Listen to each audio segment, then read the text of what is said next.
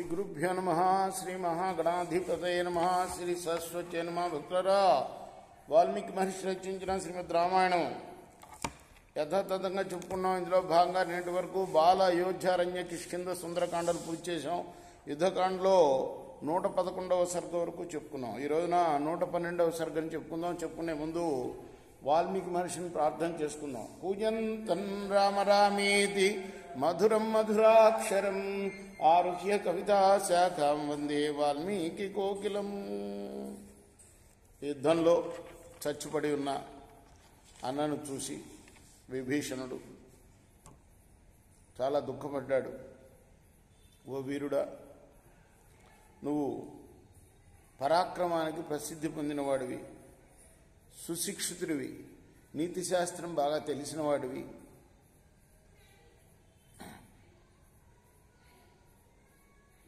ఇప్పుడు నేల మీద పడిపోయావు. సూర్యకాంతులతో వెదజిల్లే నీ కిరీటము తొలగిపోయింది నీ నెత్తి మీద నుంచి.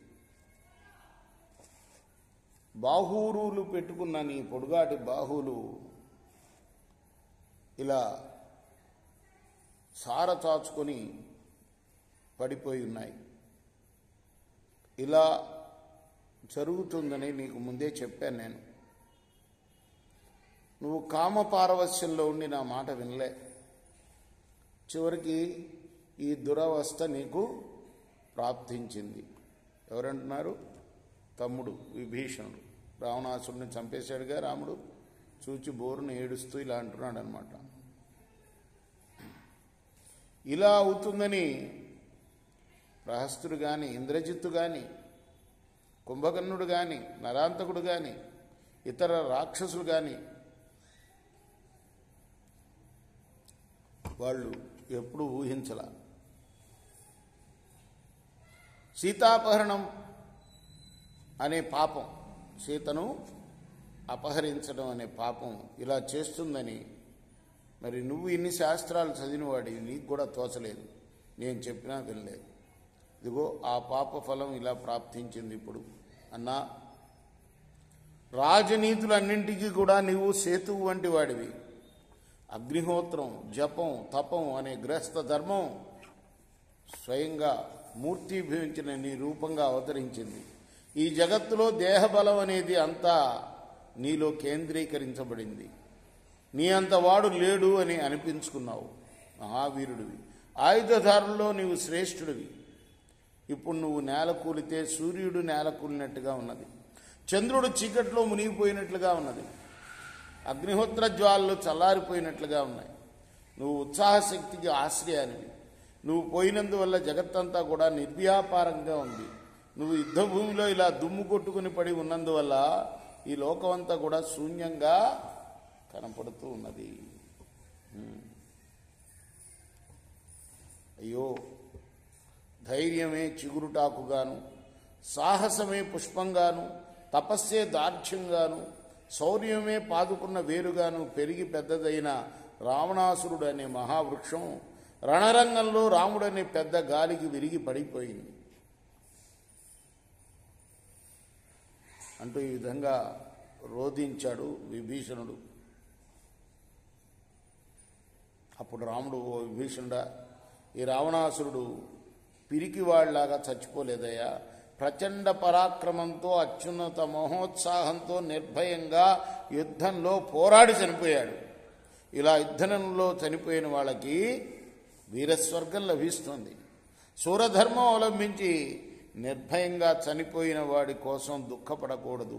దేవేంద్రుడితో కూడా ముల్లోకాల వాళ్ళు యుద్ధంలో ఈ ధైర్యవంతుడికి భయపడిపోయారు.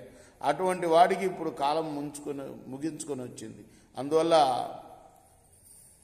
నీవు దుఃఖపడవలసిన సమయం కాదు. యుద్ధంలో ఎవరు జయించేది ఎవరు చెప్పలేరు. సూర్యుడైన వాడు శత్రువుల్ని చంపివేయవచ్చు, లేదా శత్రువుల చేతిలో చావచ్చు కూడా. అలా చచ్చిపోతే అది వీరస్వర్గానికి మార్గం అని పెద్దలు చెప్పారు. సూర్యులందరూ అంగీకరించారు. యుద్ధంలో చచ్చిపోయిన సూర్యుడి కోసం దుఃఖపడకూడదు. పుట్టిన ప్రతివాడికి చావు తప్పదు. ఈ పరమార్థాన్ని గుర్తించు, దుఃఖాన్ని వదిలిపెట్టు, ఇక ముందు చేయవలసిన పనిని గురించి ఆలోచించు అని చెప్పాడు విభీషణుడితో రాముడు. విభీషణుడు దుఃఖతాపంతో, రామా, దేవేంద్రుడితో కూడా దేవతలందరూ పోరాడినా ఇతడు ఇంతకుముందు పరాజితుడు కాలేదు.